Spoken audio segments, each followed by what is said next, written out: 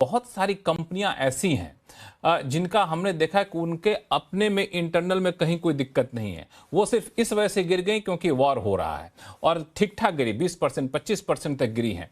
तो उन कंपनियों को प्राथमिकता देनी चाहिए फंड एलोकेशन के टाइम में। सुदीप सर, शुरुआत आपसे।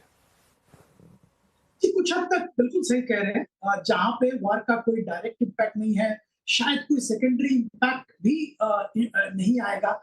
मैं सेकेंडरी इम्पैक्ट पे यहाँ पे इकोनॉमी स्लो डाउन, उसका जो कंजम्पशन इम्पैक्ट उसको नहीं गिन रहा हूँ, पर जैसे पेंट कंपनी पे है, केमिकल फर्टिलाइजर्स पे है, वैसा भी इम्पैक्ट नहीं है। उन सेक्टर्स को, उन कंपनीज को जरूर प्राथमिकता देना चाहिए।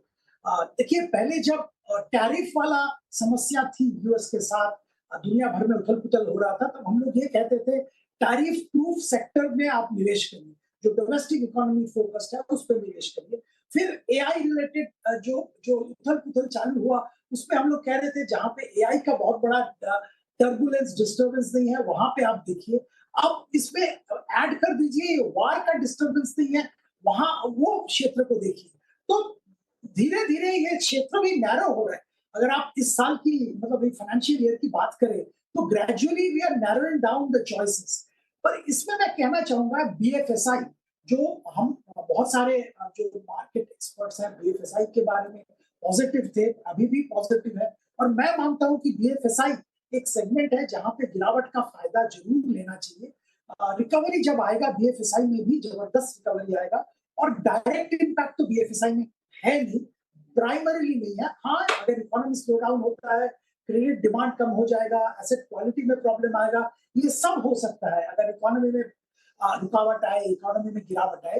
पर बाय एंड लार्ज कोई डायरेक्ट प्राइमरी सेकेंडरी इम्पैक्ट नहीं है, तो बीएफएसआई में जरूर ध्यान देना चाहिए।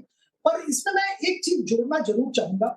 मुझे तो लगता है कि अगर आप थोड़ा एग्रेसिव पोजीशन लेना चाहते हैं, तो ऐसे सेगमेंट में जाइए जहां पे जबरदस्त गिरावट आया है, पर रिकवरी भी जबरदस्त आए। मैं कंस्ट्रक्शन इंफ्रास्ट्रक्चर क्षेत्र की बात करूंगा, और यहाँ के जो दिग्गज शेयर्स हैं, वहां पे जरूर ध्यान देने के लिए सबसे आग्रह करूंगा, क्योंकि यहाँ पे मुझे लगता है आने वाले दिनों में जबरदस्त अपॉर्चुनिटी मिलेगा। पर्टिकुलरली जो लोग वेस्ट एशिया में कामकाज करते हैं, उनके लिए अपॉर्चुनिटी और भी बढ़ेगा युद्ध खत्म होने के बाद। दूसरा सेक्टर जहां पे थोड़ा एग्रेसिव पोजीशन लिया जा सकता है, वो है केमिकल, स्पेशलिटी केमिकल, एग्रोकेमिकल। अभी बहुत प्रॉब्लम है। एक तो रॉ मटेरियल का समस्या है, सप्लाई चेन में प्रॉब्लम है, दूसरा एक्सपोर्ट में प्रॉब्लम है। ये सारे समस्याएं हैं, और पिछले 2 साल तक बहुत ही खराब नतीजा दिखाया है। पर ग्रीन शूट थर्ड क्वार्टर में क्लियरली विजिबल था। China plus one very much valid. तो मुझे लगता है कि ये युद्ध विराम जब होगा, तब यहाँ पे भी वापस ट्रैक्शन देखने को मिल सकता है। तो ये 3 सेक्टर आपने बड़ा बेहतरीन तरीके से बताया। हालांकि बीएफएसआई सेक्टर पे मेरा अपना एक रिजर्वेशन है, खासतौर से बैंकिंग सेक्टर को लेकर के।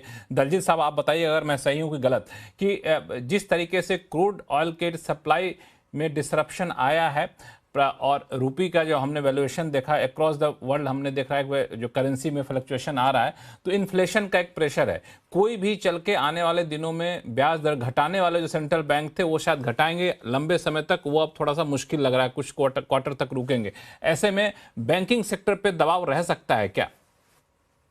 जी हाँ, लक्ष्मण जी, बिल्कुल सही कहा आपने, क्योंकि अब अगर मैक्रो इकोनॉमी ही डिस्टर्ब होगी, जिस तरीके से हम बात कर रहे हैं, किस तरह हमारा करंट अकाउंट डेफिसिट खराब होगा, किस तरह हमारा जो रुपी का फ्लक्चुएशन जो दिख रहा है, तो ये सब का यील्ड्स पे, अभी तक यील्ड्स में ज़्यादा असर दिखा नहीं है, बट ये भी शायद दिखेगा आगे आने वाले समय में। तो आई थिंक कि ये सब का मैक्रो इम्पैक्ट जो है वो बैंकिंग सेक्टर पे सबसे पहले आएगा। और बैंकिंग सेक्टर ऑलरेडी पिछले 1 डेढ़ साल से सबका चहेता सेक्टर भी था, तो ऑलरेडी परफॉर्म भी कर चुका है।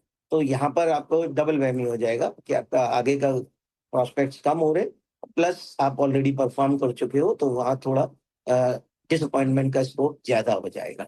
तो इसके लिए इसको थोड़ा अभी अवॉइड करेंगे। और मैं सर, जो अभी सुदीप सर ने कहा वो बिल्कुल सही है कि हम 2 तरीके से इस समय अपनी स्ट्रेटेजी बना रहे हैं। एक, ये वो सेगमेंट्स जहां पर सबसे ज्यादा नेगेटिव इम्पैक्ट है, क्योंकि जब रिकवरी आएगी तो वो सबसे जल्दी रिबाउंड करेंगे और सबसे ज्यादा रिबाउंड कर सकते हैं। और दूसरा वो सेक्टर जो इस परिस्थिति में भी स्थिर खड़े हुए हो, जिनके ऊपर इम्पैक्ट काफी कम है, या अभी भी स्ट्रॉन्ग एकदम स्ट्रेंथ के साथ हैं, जैसे फार्मा, जैसे कि अपने डिफेंस ना। डिफेंस में प्रॉब्लम सिर्फ यही है कि वहां पर बहुत सारे वैल्यूएशन का प्रॉब्लम है, बहुत सारे स्टॉक्स ऑलरेडी ओवर वैल्यूड है, दो तीन तीन साल का आपने ऑलरेडी बिल्ड किया हुआ है ग्रोथ, तो वो शायद उतना ज्यादा अपॉर्चुनिटी ना दे। फिर तीसरा है पावर और एनर्जी, क्योंकि जिस तरीके से ये जो अभी आप माहौल देख रहे हो, ये सारा इसका क्रक्स क्या है, एनर्जी। तो एनर्जी के ऊपर जो वैल्यू चेन है पूरी, तो पावर में वैल्यू चेन, जनरेटर, ट्रांसमिशन, उसके इक्विपमेंट बनाने वाले, जो कास्टिंग्स बनाने वाले, बहुत सारी कंपनियां उसमें उस चेन में। खाली ओईएम और बड़े टॉप उसके मत जाइए, बट बहुत सारे उसमें पूरी चेन है, उसमें बहुत सारी छोटी बड़ी मझोली कंपनियां हैं, वो आपको एक अच्छा मौका दे सकती हैं। तो हम लोग उस तरीके से देख रहे हैं। और जो तीसरी चीज हम ध्यान दे रहे हैं, तो हमने अभी हमारी टीम जो काम कर रही है कि हमने पिछले 2 क्वार्टर की कॉन कॉल्स को वापस सुन रहे हैं, और जो कंपनियां 20-25% ग्रोथ की बात कर रही थी, उनकी एक लिस्ट बना रहे हैं कि भाई आपने अगर 20-30% ग्रोथ का गाइडेंस दिया है, वो गाइडेंस में कितना डाउनसाइड रिस्क है, कितना आप उसको अचीव करने की प्रोबेबिलिटी है, और अभी ये जो वॉर का इम्पैक्ट एक्चुअल में क्या हो रहा है। मतलब कि जिस समय आपने गाइडेंस दी थी तो कुछ सोच के दी होगी, और अभी जो स्थिति चेंज हो गई, उसके बाद ये जो लिस्ट बना रहे हैं, हम कल ही खरीद नहीं रहे, अभी कुछ हमने ऐसा नया खरीदा नहीं है, तो हम लेकिन ये लिस्ट रेडी रख रहे हैं कि जैसे ये स्थिति क्लियर होती जाएगी, ये अब जो है इस नेगेटिव न्यूज का रेलेवेंस कम होता जा रहा है, मार्केट में इसको इग्नोर करना शुरू कर दिया है, तो वहां से उसको हम बिल्ड करना शुरू करेंगे। तो इस तरीके से आप अपने पोर्टफोलियो स्ट्रेटेजी बना सकते हैं। बिल्कुल, ये लिस्ट बनाइएगा तो बताइएगा, तो हम लोग किसी दिन अड्डा करेंगे इस लिस्ट के ऊपर। लेकिन एक चीज़ जो है, आपने बैंकिंग को लेके बातचीत करी हमने, आपने भी कहा और सुदीप सर ने भी कहा। बैंकिंग में एक सवाल और मेरे मन में उठा, जो संजय सिन्हा साहब आपके पास लेकर के आऊँगा, कि सरकारी बैंक पिछले दिनों काफ़ी ज़्यादा चले थे, लेकिन अब लगता है इंटरेस्ट प्रेशर की वजह से अब उसमें गिरावट आने शुरू हो गई है, तो अब फिलहाल उससे दूर रहना चाहिए क्या? ये सवाल लेकर के आपके पास आऊंगा संजय सर, लेकिन एक सवाल डिफेंस को लेकर दलजीत साहब से पूछ लूं, चूंकि आपने डिफेंस की बात की। डिफेंस से क्यों आपको थोड़ा सा रिजर्वेशन है? क्योंकि इस पूरे जो हमले हुए, ईरान वॉर हुआ, उसमें सबसे ज़्यादा जो ज़रूरत लोगों को महसूस हो गई, हर कंट्री को, कि अपना डिफेंस तो आपको बना के रखना पड़ेगा। यूरोपियन कंट्री कह रही कि भाई हम अब तो आपके भरोसे रहेंगे नहीं, आप तो बहुत गाली दिए हमें, अब तो हम अपना डिफेंस स्ट्रक्चर करेंगे। जो खाड़ी के देश हैं, गल्फ कंट्री, वो कह रहे हैं कि आप हमके भरोसे हम थे, हमारे ऊपर हमला हो रहा, आप नहीं रोक पा रहे, तो हम अपनी व्यवस्था खुद करेंगे। भारत ने भी देख लिया कि कैसे कैसे इक्विपमेंट होते हैं। तो डिफेंस पे आपको लगता है डिफेंस बजट बढ़ेगा ओवरऑल पूरे वर्ल्ड में और इंडिया में भी?